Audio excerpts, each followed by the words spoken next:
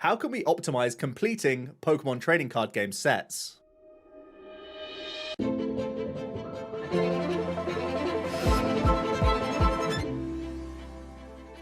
How's it going, everyone? It's Joe here from Silphco Consultancy. Today I'm going over a few tips and tricks to try and make it a little bit easier, hopefully cheaper and less time intensive to go about completing sets. Now, we know that every 3 months Pokemon comes out with a brand new expansion. Evolving Skies is on the way, and this is yet another one of those over 200 card sets. And, you know, since the sort of Sword and Shield era, even back in the Sun and Moon era, we have a ton of alt arts, rainbow rares, hyper rares, ultra rares to chase. So it's a really difficult and expensive hobby to go about and collect the complete set. And there's plenty of ways that you can go about doing this. So today I'm going to be going over some tips and tricks, really, just to try and make things simpler, less time intensive in some instances, and also cheaper. So really, it's down to you as your own preference as which you value more. If you want to spend pretty much no time on getting the set completed, or if you want to try and save some money and maybe do it in some more time intensive manners, that is a way that you can do this on the cheap. Sometimes, in air quotes, you can get these sort of collections and start building up for free if you are happy to buy in lots and then resell. However, let's start off with a plain and simple look towards the future if we were trying to complete Evolving Skies, for example. And unfortunately, the boring answer is the correct one. Do not buy booster packs. Don't open things yourself. This is never the cheapest or most affordable way to buy a complete set. I would recommend going to someone who does mass box openings or is potentially a card store and just go ahead, get in touch with them, say, look, I'd like one of every card. I'm a set collector. When you are finally opening all these products, can you just set one of every card aside for me? I'm willing to pay. How much will you offer? And barter with them and whatnot. But ultimately, this is going to be very, easy time-wise. You just have to set up a few messages and build rapport with like a shop or someone who does a bunch of openings. And it should be pretty cheap. It potentially isn't the cheapest that you could get for all these cards because you're going to be buying like seller's prices sort of thing compared to just like auctions and stuff like that and really going deep. But that will, take up a lot more time. If you are someone who cannot stay away from booster packs, one thing I will say is that you obviously get diminishing returns the more you open of product. So really, I wouldn't recommend opening more than like a booster box and an ETB of any individual set, because after that point, you'll have already pulled basically every common, uncommon, and the majority of the rares. Then you're just churning through booster packs trying to hit certain holographic cards and certain, rainbow rares and stuff like that, which are very low odds to pull. So rather than devoting your time and effort into opening even more booster packs until you eventually find those hits, you should definitely try and recoup the money from the cards that you no longer need from the openings that you've already done and try and bunch these out into lots. I think the best ways that you can try and do this is look at the cards that have playability aspects to them, try and bunch them into play sets, which is 4 copies if you are able to accumulate those, rather than just selling everything back on bulk. And if you do pull any duplicates, make sure that you are going to try and get top whack for those if you are selling them out individually. And at that point, you can go ahead and try and buy the individual pieces that you are missing from what you've already pulled. And here I would say for the highest value cards in certain sets like alt arts and rainbow rares and other chase cards within the set, it's much more realistic to try and piece these out in auctions and try and get them for lower value. Obviously, it is going to take more time. You're going to have to keep track of all these different things, but this is going to be the best way that you can keep costs down. And in some instances, it may end up being cheaper than just going out and buying the entire set off of one person all in one go. One thing I will say, though, is if you are choosing to open no booster packs, good for you. It's going to be much easier for you to complete sets in the long run. And if you do want to try and get things a little bit cheaper than going all to one place, I would say definitely use one person to try and get all your commons, uncommons, and rare cards, because ultimately it's not worth the time and the effort to go through lots of auctions trying to pinch pennies on these lower value cards. Really, it's worth your time to do that for the higher end stuff. So that's where you really want to pay most of your attention and focus. That's where you can make or save the most money, I should say. So for modern sets, playability is actually a big reason why cards can carry value, and it can also lead to a card having a really long lifespan in a high value.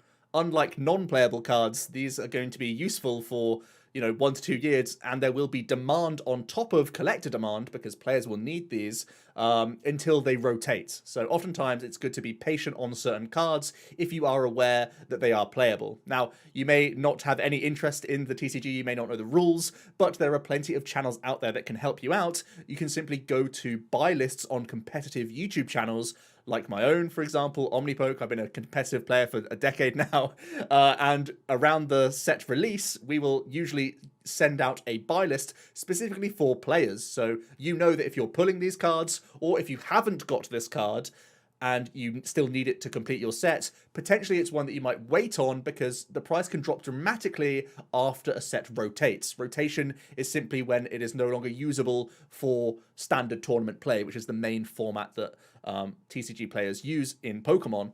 So the demand shrinks and lots of them get flooded back into the market as players sell off the cards they no longer need.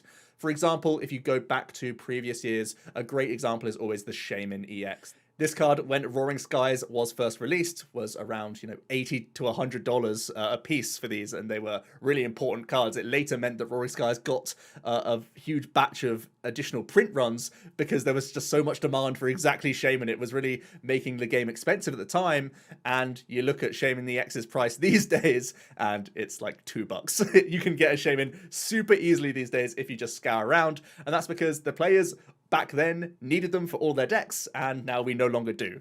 It's not even usable in the expanded format anymore, so literally every player who used to need 4 copies of this card now need 0 and actively don't want them. They will throw them away, basically. So you can easily save yourself a lot of money on these sorts of playable cards if you just wait a couple years. Now, waiting a couple of years is no fun, but that is going to be the way you can save yourself a good amount of cash. And the waiting game is pretty relevant even for non-playable cards. I think one thing to really bear in mind is don't panic and rush out to buy this complete set. Something's brand new, it's shiny, you're excited to get things, I understand that, but typically you will see with modern sets, you're going to see a bit of a dip in prices. Typically before the release, around those pre-release dates, and when it first, that first week or two when things are starting to hit the market, prices fluctuate quite a lot and they're usually on that higher end.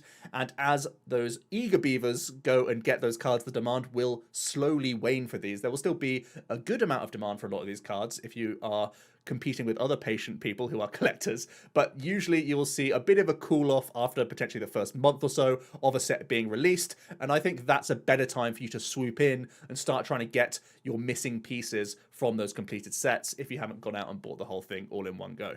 On the flip side, if you're someone who has been involved in pre-release tournaments, or if you have been able to get product early and you're actually wanting to open these booster packs, this could be a good opportunity for you to sell into that hype early on and then look to buy back these cards later. Again, it's time intensive, it's work intensive. If you are someone who likes this sort of game of buying and selling and trading and sort of using your own collection as leverage, this can be a great way for you to pinch a few pennies here and there and get the cards back at a later date, because there's usually a ton of excitement, a ton of rush when these cards come out, and it does ease and cool off as we look towards the next set coming out. So that's a great way that you could take advantage if you are able to acquire lots of product early on in the cycle of a set's release. Now, when we're talking about sets that are already been and gone and have been out for a long time, obviously booster packs become way less viable. I wouldn't look back at any set anymore that is more than like a year old. If it's beyond the Sword and Shield sets, I would say just don't ever buy these booster packs. They are very expensive and inflated, and it's much, much easier for you to go out and try and buy the completed sets on secondhand websites. There's a ton of ways, ton of Facebook groups as well, and marketplaces there. eBay's obviously one that you can go for, but also just a ton of websites out there. Cardmarket as well, if you're looking for singles, of course. And Cardmarket, actually, it's a good opportunity to talk about this. Make it very easy for you to search your cards. There's simply a singles option within Cardmarket, and they have an expansion drop down for the specific set that you want to look for. Also, you can sort by the collector number, or you can sort by A to Z or whatever. You can even search the specific name that you want to. I always suggest the grid view as well, just so that you're making sure that you're buying the correct card to fill your gaps. So Cardmarket make it very easy, especially if you're looking to fill gaps. But if you have none of the cards already, I think oftentimes looking for auctions is also a great deal, especially on the likes of eBay and Facebook, because boosters just basically aren't an option from that point on.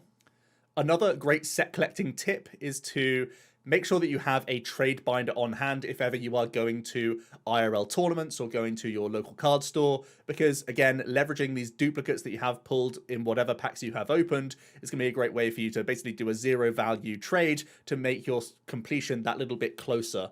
And organizing your sets is obviously a big deal here. I really do suggest the Poke Collector website. This is a fantastic website. You can sign up for free quite easily, and it gives you a catalog of every single set out there, and you can literally tick box the cards that you have and need, so you can actively have that on your phone, on your iPad, whenever you're out and about. So all you need with you is your trade binder and your phone, and you'll be able to look through someone else's binder, knowing which things that you're still actively looking for. And if you're unsure about these things, especially, you know, when you start accumulating multiple sets over time, this is harder and harder to keep track of all in one go. So having this database for you is going to make things much easier, and it's going to really make things visually easy for you to understand how your bind is going to look, as well as where your gaps physically are, without having to have all of your binders alongside you. I'm someone who has, you know, almost every set of Pokemon to some extent. I'm still trying to complete lots of sets, and it's an ongoing goal. You have to basically be a tortoise if you're in the set collecting game.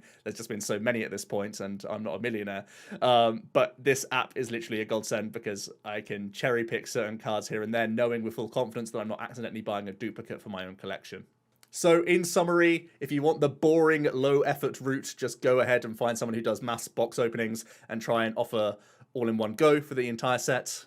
If you want a bit more work, you can try and auction for some of the higher end pieces and then just buy the full common, uncommon, and rare sets. If you're someone who likes to open product, I wouldn't suggest opening more than one booster box, maybe two booster boxes on the highest end.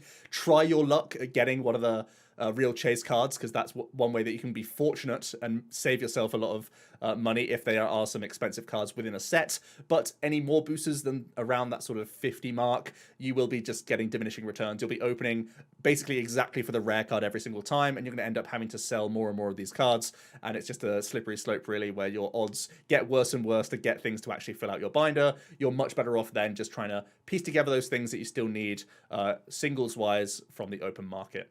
And of course, Poke Collector and Cardmarket are great ways for you to track your collection and also buy out those pieces throughout the entire time. With that said, thanks so much for watching. I hope you did enjoy a few quick tips and tricks for set collecting. It's an ongoing goal, and I don't envy you. It is a difficult one and expensive these days with the amount of artworks out there. The again, the rainbow rares, the ultra rares, the alt arts. It is not a cheap hobby. So good luck to you out there, and yeah, I'll see you in another video soon. Cheers.